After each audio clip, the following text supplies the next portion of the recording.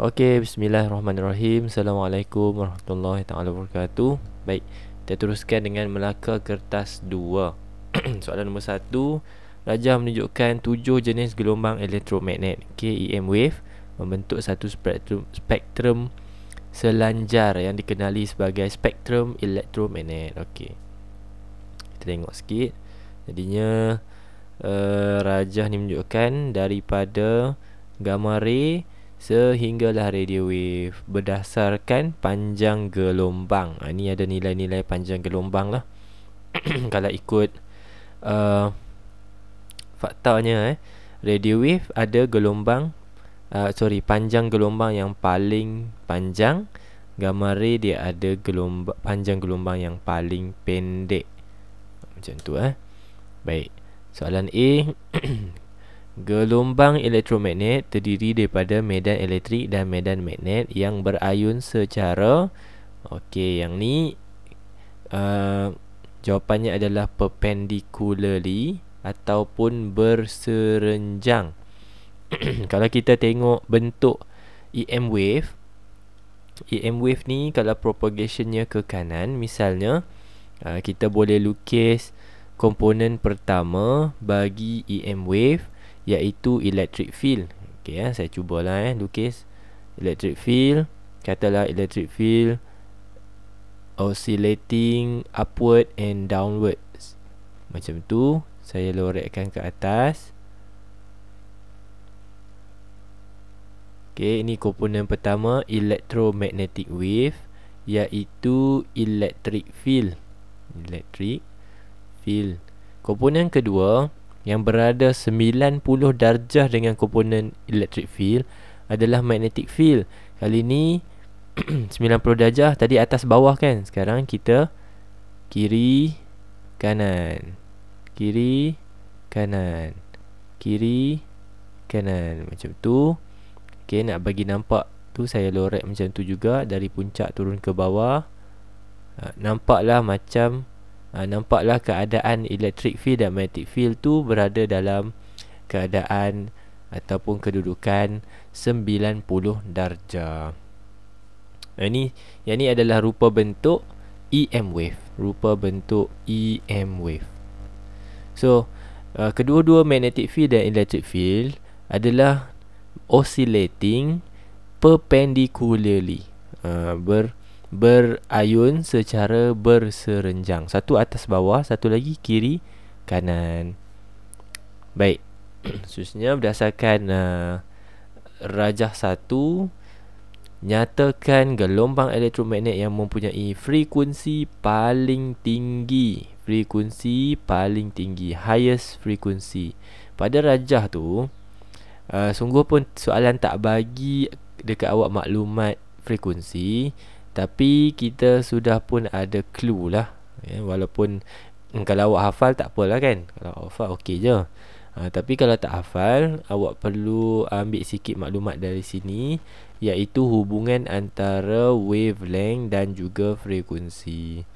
Jika awak nak cari satu gelombang elektromagnet yang mempunyai frekuensi paling tinggi, maka wavelength, frekuensi yang paling tinggi bermaksud wavelength yang paling pendek, dan that give you the answer gamma ray.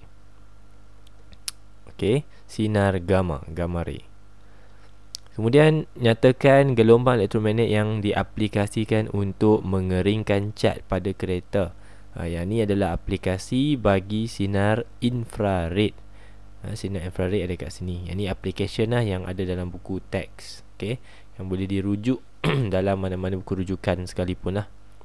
Baik, dan yang terakhir, soalan nombor 1, berikan satu ciri gelombang elektromagnet.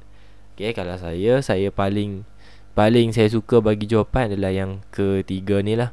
Boleh merambat melalui vacuum. Can propagate through vacuum, ataupun does not need no medium. Doesn't need medium to propagate. Tidak memerlukan medium untuk merambat. Antara lainnya adalah gelombang melintang macam kita sebut tadi, transverse wave kerana cirinya ataupun magnetic field dan electric field oscillate berserenjang. That statement here, statement di sini menunjukkan gelombang itu adalah jenis transverse. Okey.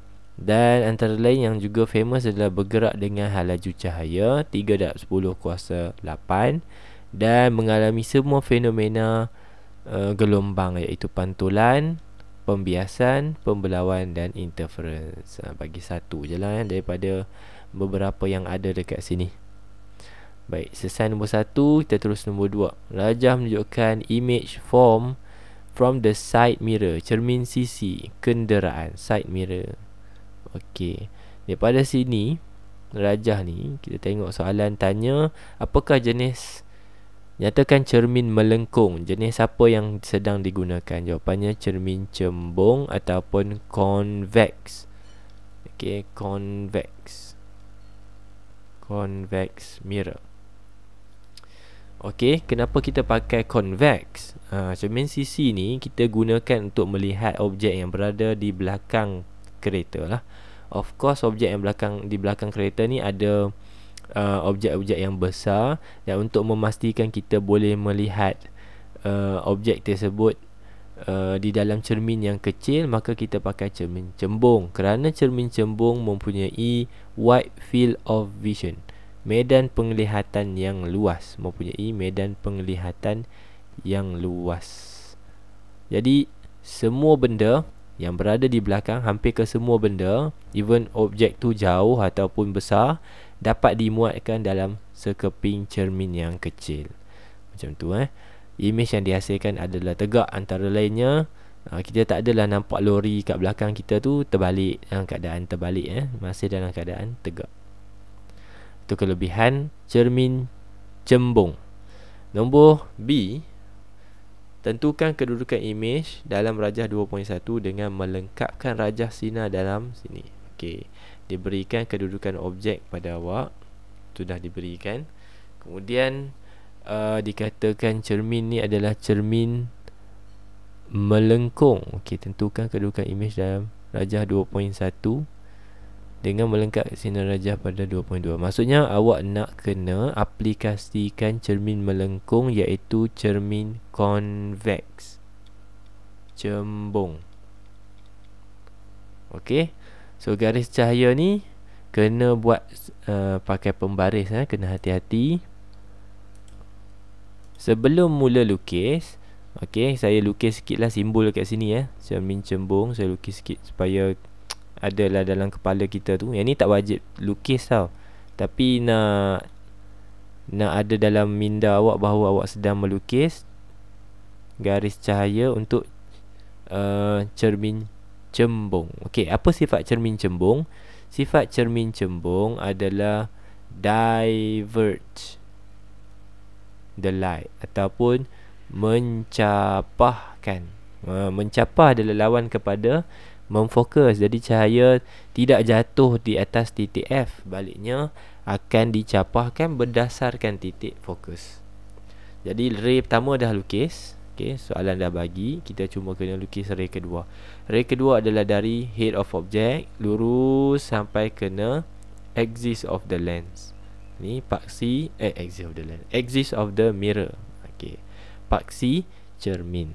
Sampai dekat cermin, bahagian cermin, kita aplikasikan sifat cermin cembung, iaitu mencapahkan cahaya. Bagaimana capahan tu? Dia, adakah kita nak lukis atas macam ni, lukis bawah atas lagi, atau bawah sikit? Ni semua mencapah. Tapi kedudukan capahan itu bergantung kepada titik F, di mana titik F berada di sebelah kanan. So letak pembaris awak betul-betul atas titik F dengan tempat di mana cahaya awak berhenti tadi kat cermin. Kemudian lukis garis lurus dan bersambung untuk sebelah kiri. Okey, kemudian tanpa mengangkat pembaris tadi, sambung garisan putus-putus di sebelah kanan rajah. Okey, kenapa kita lukis garisan putus-putus sebelah kanan? Sebab itu bukan garis cahaya sebenar. Itu adalah imaginary light.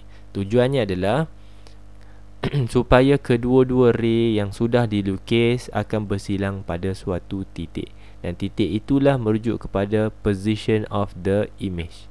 So sini persilangan, kita tarik titik persilangan tu turun kepada principal axis, kita lukis kepala image.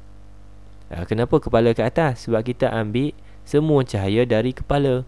Yang ni dari kepala, yang ni pun dari kepala, jadi kepalanya di atas. Macam tu cara melukis ray diagram bagi cermin cembung dalam soalan ni lah. Okey. Kemudian apakah yang akan berlaku? Apakah yang berlaku kepada size image apabila kelengkungan cermin ditambah? Soalan ni dia tanya apabila kelengkungan cermin, maksudnya curve cermin tu lebih besar lah, kelengkungannya lebih besar. Okey, maksud soalan ni adalah bila kita tambah kelengkungan, bermaksud saya cuba lukis okay, yang ni principal axis. Kita akan cuba buktikan yang ni adalah axis of the mirror. Ini mirror dia, cermin cembung. Okey, kalau kelengkungan yang lebih besar, bermaksud focal length akan jadi makin rapat. Focal length makin rapat. Okey, yang ni saya lukis.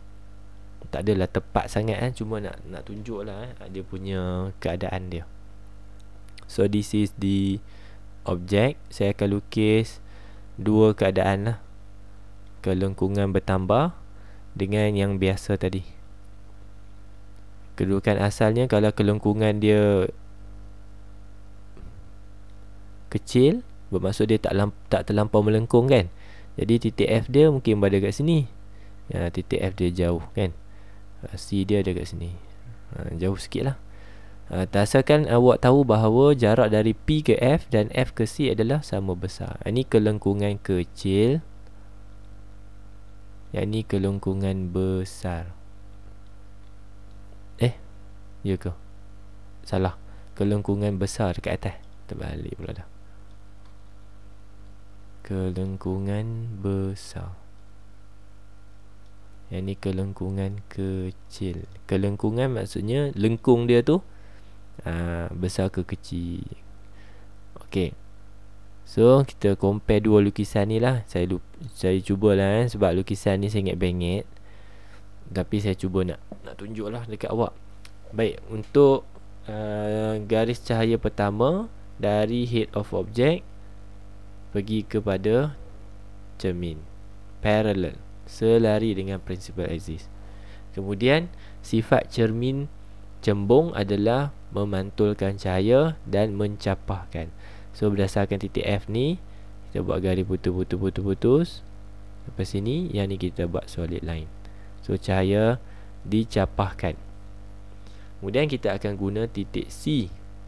Dari kepala objek, solid line menghala ke C. Kemudian upon arriving C, garisan putus-putus. Kerana cahaya tak tembus. Okay, cahaya tu terpantul semula. Sebenarnya terpantul semula ke sini.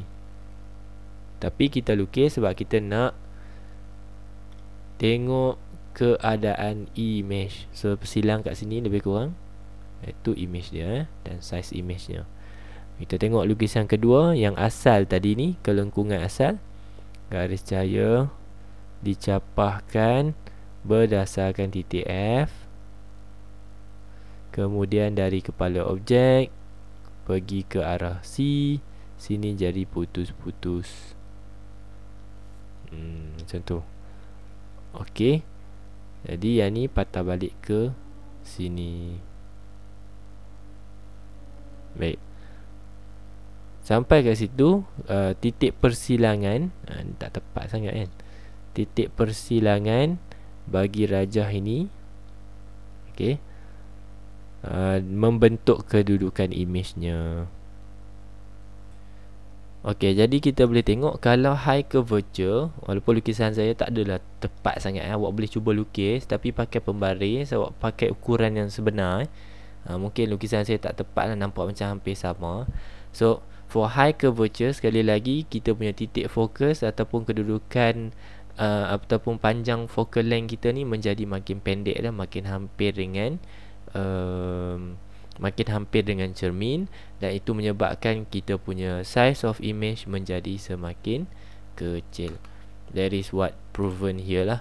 Walaupun lukisan saya, sorry ya, saya minta maaf banyak sebab keadaan, sebab saya lukis atas tablet bukan lukis atas screen, atas tab. Jadi nak buat lukisan tu setepat mungkin, saya mampu cuba je lah tapi awak ada masa, awak pause, awak cuba lukis, tapi pastikan size objek bagi kedua-dua keadaan adalah sama besar. Satu awak buat focal length pendek, satu lagi buat focal length panjang. Nanti awak nampak lah beza dia, insyaAllah. Okey. Jadi teruskan ke soalan 3. Rajah menunjukkan sebuah kereta mainan. Okey, dekat kereta mainan ni ada apa? Ada kipas, ada elektrik motor dan juga battery holder. Baik. A1, tandakan jawapan yang betul. The fan on the diagram will rotate in the direction of. Okey. Gerakan ataupun kipas ni akan berputar pada arah mana? Itu tanya soalan lah. Baik, kita tengok pilihan jawapan sama ada lawan jam sahaja atau ikut jam sahaja, dan juga lawan jam dan ikut jam. Okey, semestinya bateri, kita pakai bateri. So bateri adalah sumber kuasa DC. DC adalah direct current. Okey, direct current. Kalau terminal, misalnya terminal positif dan terminal negatif, kita letak macam ni kan, bateri tu. Ataupun boleh juga kalau terminal tu kita tukar, dia punya plate besi dia kita tukar positif kat depan, negatif kat belakang, boleh juga kan. So we never know sebab soalan tak mention. Cuma kita kena bagi jawapan berdasarkan kepada kehendak soalan, iaitu soalan tanya kalau pakai DC apa jadi pada pusingan kipas tersebut. Jadi either kipas tu berpusing lawan jam ataupun ikut jam. Dia dia tak boleh dua-dua. Lawan jam dan ikut jam tak boleh. Ni untuk AC. So arus mengalir dalam satu arah sahaja, maka putaran juga akan berlaku dalam satu arah sahaja, sama ada ikut jam atau lawan jam. Okey. 2. Namakan peraturan fizik yang digunakan untuk menentukan arah putaran kipas. Yang ni kita guna Fleming left hand rule, petua tangan kiri Fleming. Kenapa nak pakai petua tangan kiri? Kenapa bukan tangan kanan? Tangan kiri adalah apabila arus sudah pun tersedia, arus dah ada dalam konduktor tersebut, bukan kita produce konduktor. Dan antara lainnya ini adalah sejenis motor. Soalan ni soalan motor. So motor kita pakai tangan kiri. Kalau tangan kanan tu apa? Kita hasilkan arus tersebut, namanya arus aruhan. Dan ianya bukan motor, ianya generator. Okey. Sambungan B1, apabila sel kering dipasangkan, kipas mula berputar. Dengan menggunakan bantuan rajah 3.2, lengkapkan rajah 3.3 tersebut. Okey, kita tengok dulu. 3.2 diberi bateri. Okey, saya tandakan positif dan negatif terminal untuk bateri. Kemudian kita ada coil ataupun loop yang berada dalam medan magnet. Macam mana saya tahu berada dalam medan magnet? Ni kan ada south, ni kan ada north. So in between ada medan magnet. Ingat balik konsep yang dibincangkan dalam Fleming left hand rule. Dalam Fleming left hand rule, pertama, jika ada suatu konduktor dan konduktor tu membawa arus. Okey, konduktor ni kan, konduktor ni membawa arus, dan arus itu berada di dalam medan magnet. Yang ni tak penting kan, tapi cuma kita nak tahu arah dia saja. Yang penting adalah konduktor yang bawa arus itu duduk dalam medan magnet, magnetic field. Apa jadi kepada konduktor tersebut atau wire tersebut? Dia experience mengalami daya, experience force.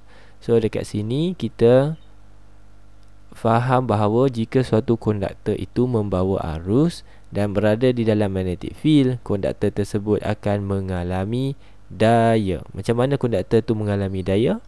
Baik, kita aplikasikan Fleming left hand rule. Baik, pada rajah ni saya akan tandakan dua bahagian dulu, iaitu bahagian konduktor yang membawa arus dan duduk dalam magnetic field. Kalau kat sini tak perlulah saya nak tanda, sebab tak duduk dalam magnetic field. So saya akan tanda di sini ke bawah. Okey, arus yang mengalir di dalam loop. Saya akan padam yang lain-lain, termasuklah simbol I. Nanti serabut pula kan. Yang saya lukis warna hijau ni adalah arus. Boleh nampak ke? Sekejap. Okey, nampak Baik. Sekejap. Okey. Sorry. Jadi nak tentukan atas bawah tu, kita boleh guna Fleming left hand rule macam saya sebut tadi. Okey, dapat dah idea di situ. Kita nak cuba selesaikan lukisan kita pada rajah 3.3, sebab soalan suruh lukis jawapan awak kat sini ya. Okey, so sama juga kali soalan ni sebenarnya nak kena tunjuk tangan nak tunjuk Fleming left tu, tapi nya tak mampu saya nak tunjuk di sini. Awak boleh rujuk saya balik atau boleh rujuk cikgu awak. Okey, ataupun awak boleh cubalah berdasarkan arahan verbal saya ni. Baik, simbol pangkar merujuk kepada anak panah merujuk kepada arus masuk into, arus masuk ke dalam rajah. Simbol titik bermaksud arus keluar daripada rajah. Arus keluar. Kenapa penting? Sebab kita nak letak tangan kiri Fleming kita, iaitu bahagian jari hantu. Okey, saya akan mula dekat sini dulu. Okey, bahagian X ni kan. So jari hantu awak letak pada rajah sekarang. Letak pada rajah, masuk dalam paper yang sedang awak tengah jawab ni, ataupun pada skrin sekarang.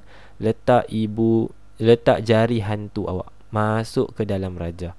Kemudian pusingkan jari telunjuk ke arah kiri, kerana di sebelah kiri awak terdapatnya south pole. Jari telunjuk mesti menunjukkan arah south.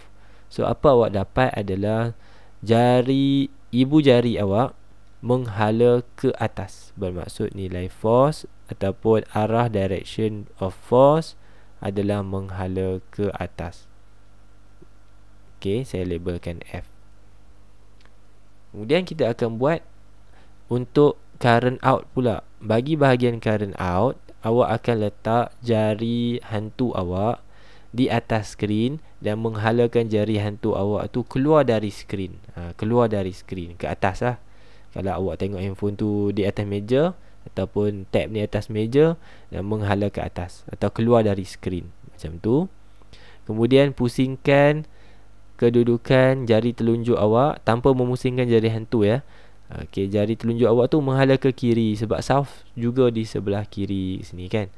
So menghala ke kiri, awak dapat arah daya atau ibu jari awak menghala ke bawah. Itu bermaksud daya yang bertindak pada konduktor ini menghala ke bawah. Sekejap ya, dia hang pula.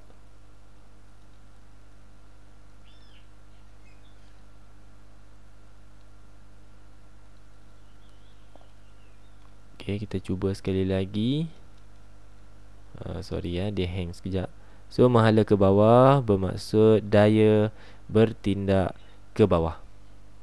Okey, selesailah tu kita punya arah daya. Saya akan padam yang perkataan into ni. Okey, kita dah dapat daya yang terhasil pada kedua-dua bahagian loop konduktor.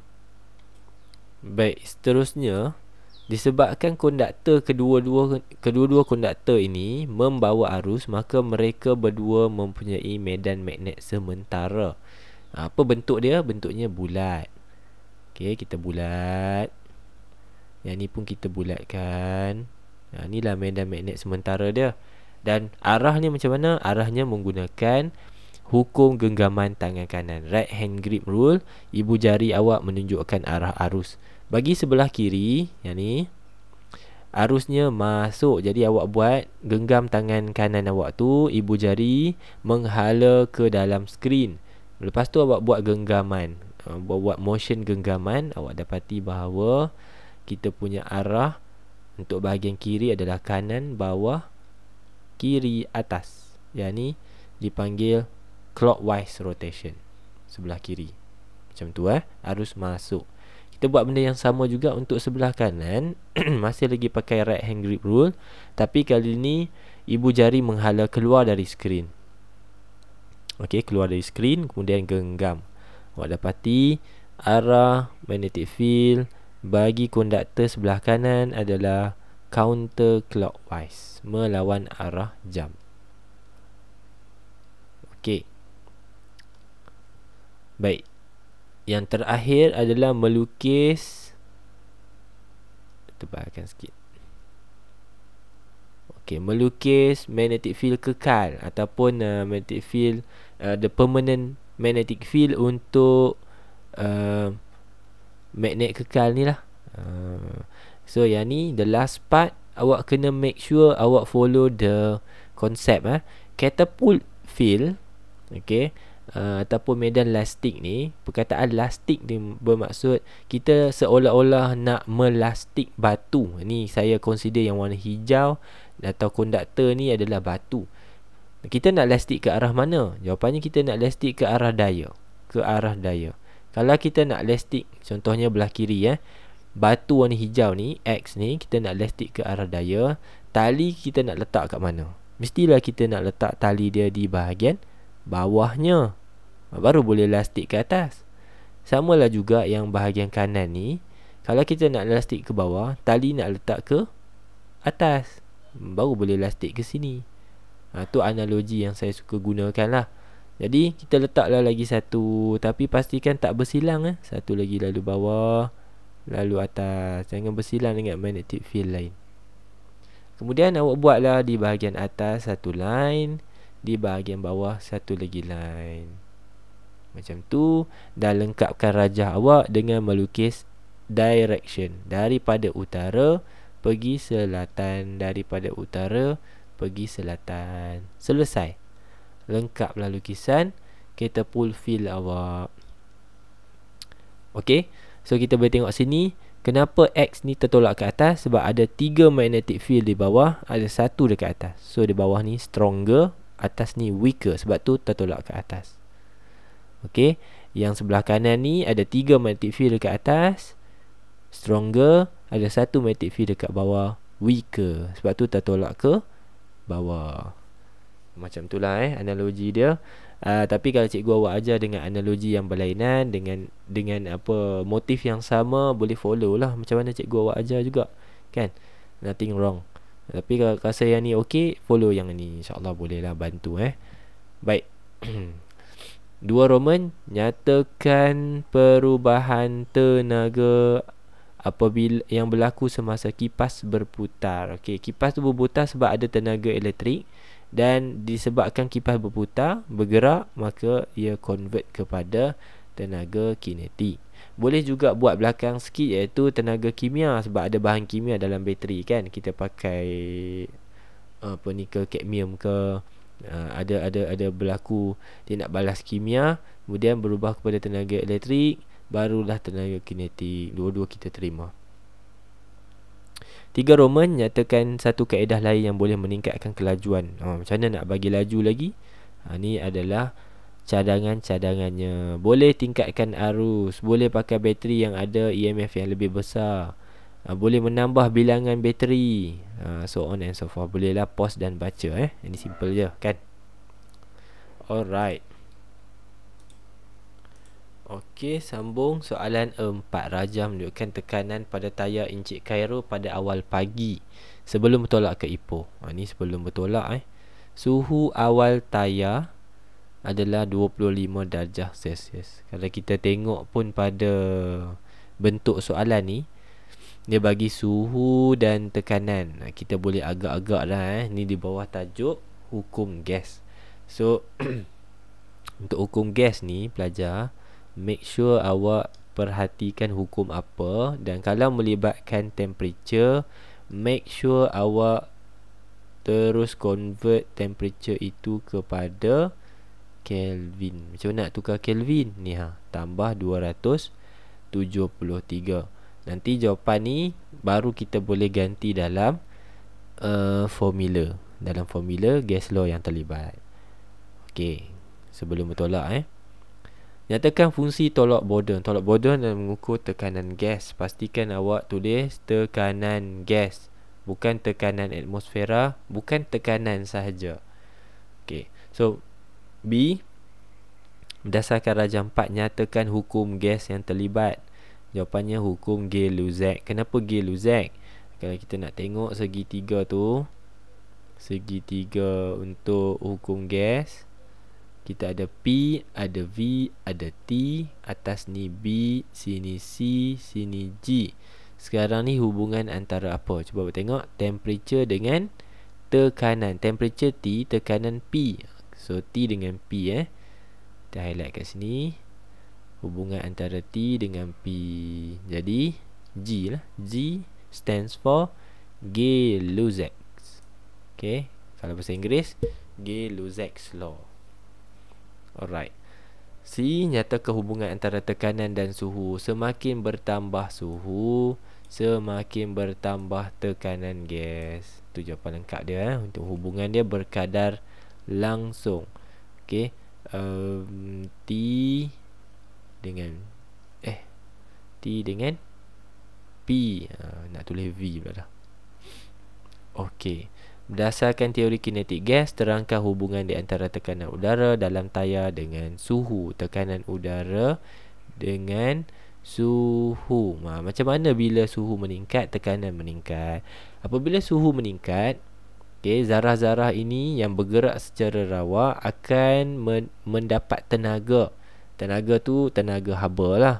Tenaga haba yang menyebabkan tenaga tersebut bertukar kepada tenaga kinetik. Kemudian tenaga kinetik zarah akan meningkat, menyebabkan mereka bergerak dengan hal laju yang tinggi. Dan apabila bergerak dengan hal laju yang tinggi, menambahkan kekerapan pelanggaran di antara molekul dan juga dinding kontainer. Itu secara asasnya lah kita boleh rangkakan. Dan awak boleh bagi lebih daripada 2 ayat lah.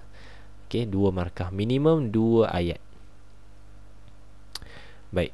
E, soalan pengiraan. Hitung suhu tayar kereta setelah tiba di Ipoh jika tekanan tayar adalah 240 kilopascal. Yang ni adalah tekanan selepas. So nombor 2.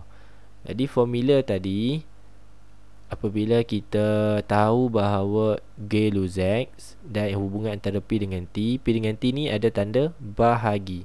Di formula dia P1 bahagi T1 sama dengan P2 bahagi T2.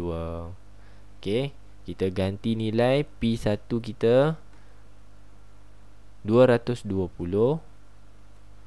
P1 220 bahagi dengan T1 adalah hasil tambah 25 dan 273. 25 tambah 273. Kalau awak nak kira siap-siap pun boleh. Kemudian dia suruh dia bagi 240 awak punya P2 dan carilah T2. Daripada situ tekanlah kalkulator, buatlah matematik awak betul-betul. Saya tak tunjuk nak jimat masa sikit. So T2 awak ni akan dapat dalam nilai dalam unit Kelvin. Cuba awak kira. Saya dapat jawapan 325.09. Saya tulislah 09. Lepas tu saya letak unit Kelvin.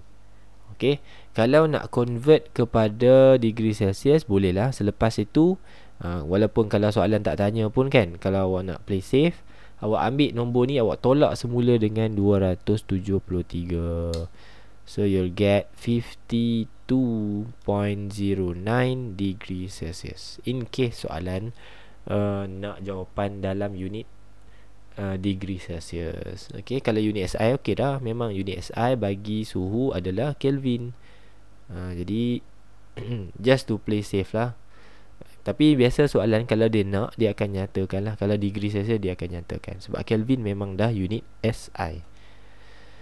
Sambungan. Seorang pemilik kenderaan mengisi angin tayar kenderaannya pada tekanan 2.7/10^5 Pascal di Cameron Highland. Ini maklumat apa? Tekanan, pressure. Okay, P1 lah kot kan. Kalau salah sekejap lagi kita betulkan. Di Cameron Highland, Pahang, semasa pukul 5 pagi ketika suhu 17 darjah Celsius. Dia bagi maklumat suhu.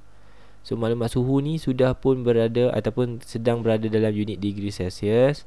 That should be a red flag for you. Awak kena tukar kepada Kelvin. So ambil 17 tambah 273 dapat 290 Kelvin. Selesai dah situ. Okey. Beliau kemudiannya memandu pulang sejauh 220 km ke Kuala Lumpur balik dengan suhu persekitaran 34 darjah Celsius. Suhu ini juga dalam degree Celsius. Jadi siap-siap kita tarik pergi sini, kita tukar dia kepada Kelvin. T2 ni suhu selepas Jadi 273 tambah dengan 34 307 Kelvin. Okey, soalan tanya berapakah tekanan tayarnya pada masa itu? Tekanan apa? Pressure P. Pressure selepas P2. Jadi pakai formula yang sama macam tadi. Okey, P1 bahagi T1 sama dengan P2 bahagi dengan T2. Okey, sebab semuanya dah dalam Kelvin suhu, jadi kita boleh ganti terus lah. So 2.7 darab 10 kuasa 5 bahagi dengan T1 290 sama dengan P2. P2 kita nak cari bahagi dengan 307. Jadinya P2 awak selesaikan, awak akan dapat 2.2.858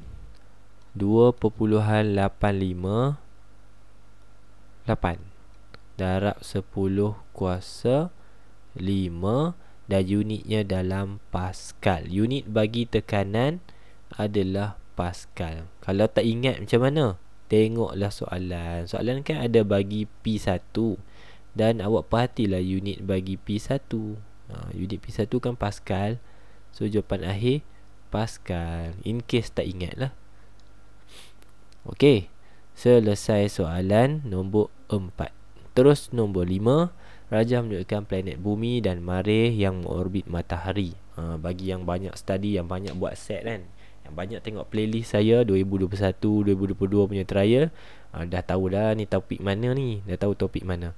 Confirm lah topik gravitation dan di bawah subtopik Kepler's law kan. Sebab bumi dan Marikh mengorbit objek yang sama. Bumi dan Marikh kedua-duanya mengorbit objek yang sama. Ini Kepler's third law. Confirm lah kan. Jadinya kalau tak nak confirm pun, kita ada sikit idea sebelum kita nak menempuh soalan tu. Alright, rajah ni kita dah tengok, kita dah dapat sikit idea. Okay, soalan pertama, jisim adalah kuantiti.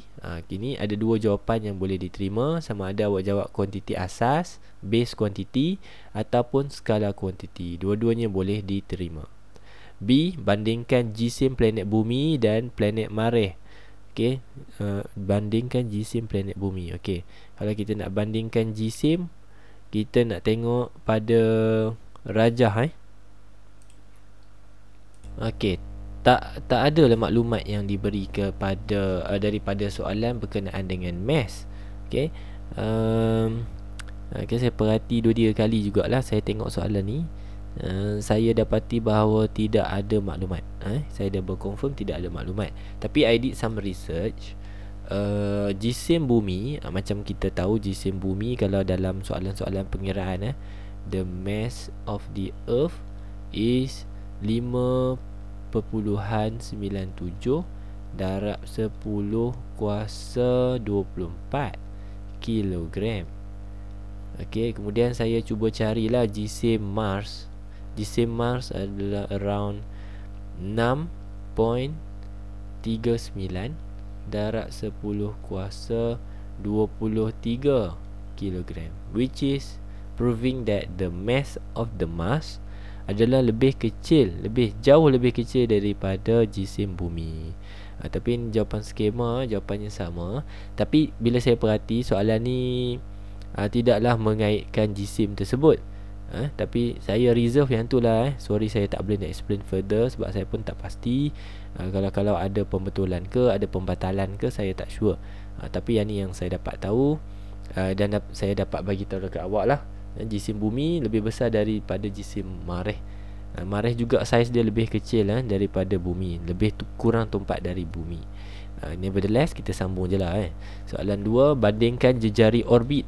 Jejari orbit bukan jejari bumi, bukan jejari Marikh, tetapi jejari orbit adalah R1 dan R2, iaitu dari titik tengah bumi ke titik tengah putaran, iaitu matahari, dan juga bandingkan dari titik tengah Marikh sampai titik tengah matahari R2. So bandingkan R1 dengan R2. Jejari orbit bagi planet bumi jauh lebih kecil dari planet Marikh. Okey. Kemudian nyatakan hubungan antara jejari orbit dan tempoh orbit. Kita boleh tengok dalam rajah dia ni. Okey. Kalau Marikh, laluannya ataupun putarannya akan melalui satu jarak yang lebih besar, maka tempoh yang dialami oleh Marikh lebih besar. Jadi lebih besar jejari orbit, lebih besar tempoh orbit. Okey, semakin besar jejari orbit, semakin besar tempoh orbit. Inilah yang dirumuskan oleh hukum Kepler ketiga. Ada soalan ni kan, soalan C, nyatakan hukum yang terlibat. Okey, sebelum tu nyatakan bentuk orbit.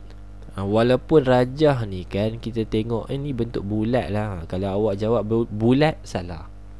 Semua celestial object, termasuk bumi, Marikh, semuanya mengorbit matahari dalam satu orbit berbentuk elip. Yang ni dinyatakan dalam hukum Kepler yang pertama, Kepler's first law. Hukum Kepler yang pertama menyatakan semua orbit berada dalam bentuk elips, bukan bulatan. Okey, apakah terjadi kepada tempoh orbit jika jisim planet bertambah? Ini saya kata tadi, jisim tidak ada kaitan dengan orbital period. Tidak ada kaitan. So jawapannya tidak berubah.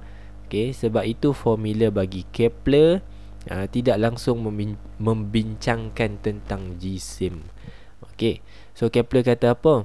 Kepler kata the square of orbital period is directly proportional to the cube of orbital radius. Yang ni Kepler rumuskan dan Kepler letak dalam hukum dia lah, hukum Kepler ketiga. Okey, berdasarkan daripada hukum Kepler ketiga tu, kita tengok ada soalan satu kat sini. Planet P mengambil masa 15 tahun untuk membuat satu orbit lengkap. Yang ni adalah clue bahawa 15 tahun adalah orbital period bagi planet P. Okey.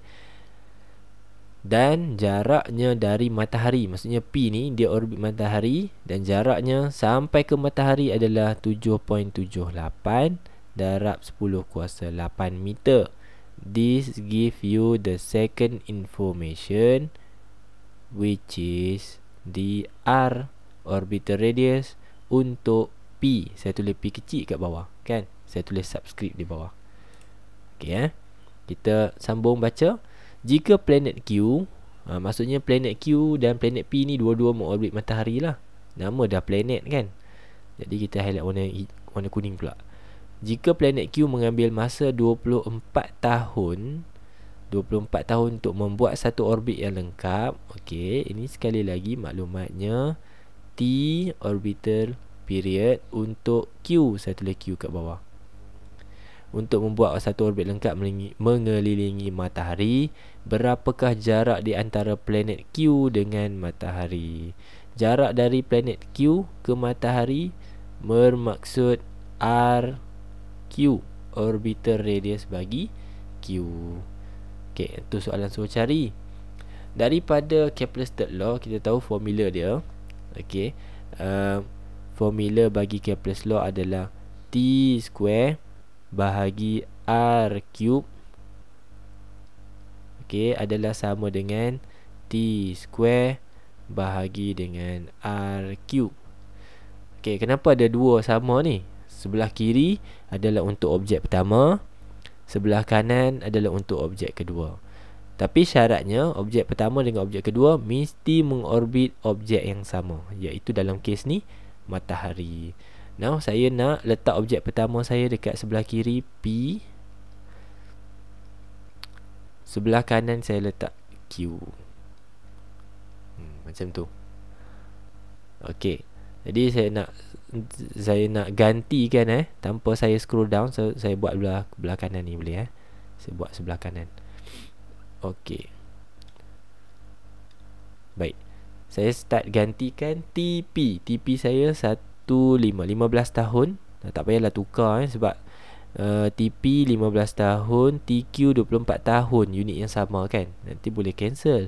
Jangan pergi tukar saat pula, jenuh, tak siap awak nanti. Okay, TP 15 kuasa 2 jangan lupa bahagi. Okay, RP dah ada 7.78 darab 10 kuasa 8 kurungan kuasa 3. Dekat sini belajar dia overconfident. Bila overconfident, lupalah nak kuasa 3. Jangan overconfident. Jadinya satu-satu letak pelan-pelan, tengok, perhati betul-betul. Kalau kuasa 3, kuasa 3. Kalau kuasa 2, letak kuasa 2. Make sure lah jangan buat silly mistake. Awak ambil SPM, kita nak ambil sekali je, lepas tu kita nak dapat A+, lepas tu kita nak caw, kita nak pergi sambung benda lain dah. Kalau sekali tu awak buat spoil, nak kena ambil ulangan pula, nak kena pergi buat pembetulan pula. Lepas tu dah terganggu lah kan awak punya cita-cita tu. Jadi berhati-hati. Okey, TQ kita 24, jangan lupa kuasa 2. Kemudian bahagi dengan RQ. RQ kita kuasa 3. Sebab ada kuasa 3 sini, saya spend time sikit untuk tunjuk pengiraan, tunjuk matematik dia sikit lah. Saya akan selesaikan sebelah kiri dulu. Okey, so saya dah keluarkan kalkulator. Saya akan start mengira kalkulator, mengira sebelah kiri mengira sebelah kiri. Jadi 15 kuasa 2. Kemudian kita bahagi dengan buat kurungan 7.78 darab 10 kuasa 8. Tutup kurungan. Kemudian jangan lupa the whole thing here kita nak kuasa 3. Macam tu. Okey, nampak susunan saya tu. Susunan saya dalam kalkulator. Kalkulator ni memanglah program memang dia terror lah kalkulator. Bagi nombor besar-besar pun dia boleh kira kan. Tapi yang lebih terror, lebih pandai ni sebenarnya awak. Awak yang akan mengarahkan dia supaya dia bagi jawapan yang betul. Kalau awak salah arah dia, tak letak kurungan, tak letak kuasa 3, ataupun di sebelah kuasa 8 ni letak kuasa 3, tak ada kurungan, dia tak bagi awak jawapan yang betul. Dia akan mislead your answer. So sebelah kiri ni dah dapat dia 4.77 bla bla bla bla 10 kuasa negatif 25. Okey, kalau nak salin, saya akan salin sikit saja. Saya akan salin pendek. Tapi kalkulator saya tak padamkan. Saya tak tekan on ni balik, saya tak tekan AC di balik. Jangan gatal-gatal. Letak dulu, tulis dulu jawapan sini. Okey, sekadar nak menulis dululah. Okey, kalau tak tulis pun tak apa. Okey, saya tulis dulu 4.77. Saya ambil sikit je, darab 10 kuasa negatif 25 tadi. Betul lah, negatif 25. Okey, sama dengan, sebab saya nak buat jalan kira, nak bagi nampak lepas ni operasi apa. So RQ kuasa 3. Jadinya kita punya aim is to find RQ cube dulu. So nak bawa pergi mana? RQ cube bawa naik atas, nombor ni bawa turun bawah, betul? Okay, so bila RQ naik atas, nombor ni pergi bawah, jadinya apa? 24 kuasa 2 bahagi dengan yang ni. Okay, saya padam dulu dia punya arrow ni, nanti serabut. So back to the calculator, 24 kuasa 2 akan bahagi dengan nombor besar ni. So tanpa saya tekan apa-apa pada kalkulator, saya terus key in 24 kuasa 2. Jangan takut pula. Awak dah ketar-ketir dah. Bila tekan kalkulator, hilang jawapan tadi, dah ketar lah. Jawapan tadi ada dekat sini. Jawapan dia sudah disimpan. Awak cuma perlu recall balik. So 24 kuasa 2 bahagi answer. Itulah guna button answer ni. Button answer ni untuk recall jawapan tadi, previous answer tadi, yang betul-betul immediately answer, yang immediate answer yang tadi kan, yang 4.7 bla bla bla yang panjang ni lah. Awak jangan salin yang pendek, awak key in kat sini pendek, jawapan awak akan jadi beza, jadi lain. Okay, so 24 kuasa 2 bahagi answer, tekan sama dengan. Ni jawapan ni sudah mengambil kira jawapan tadi yang panjang-panjang ni semua, dia dah key in balik dah. Okay, so you get your answer here. This is RQ cube. Ni RQ cube tau. Jawapan yang awak dapat ni adalah RQ cube. Okay, katalah awak nak salin. Saya nak salin juga cikgu, saya rajin, saya nak salin. Okay, kita ambil sikit je, 1.2055. Katalah kita ambil situ je So kita salin. Dah awak nak salin sangat, 1.2055 darab 10 kuasa, ambil pendek tak apa, 10 kuasa 27. This is RQ cube. Kita bukan nak RQ cube, kita nak RQ sahaja. Jadi nak hilangkan cube tu, kita cube root. Cube root, tu dia, cube root lah, RQ. Jadi jawapan tadi, Allah, kalkulator saya kenapa jadi macam ni pula ni? Dah hilang sifat dia kenapa ni? Masya Allah. Okay, tak apa lah. Mana cube root saya ni? Allah,